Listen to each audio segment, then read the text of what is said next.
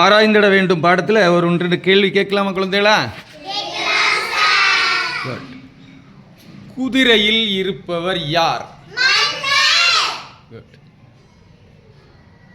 குதிரை யாருடையது? அவர்கள் எங்கே செல்கிறார்கள்?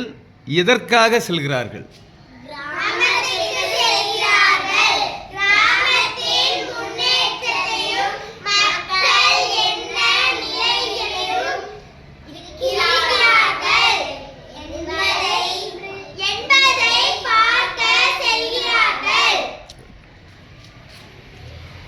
மக்கள் என்ன செய்தார்கள்? குட்.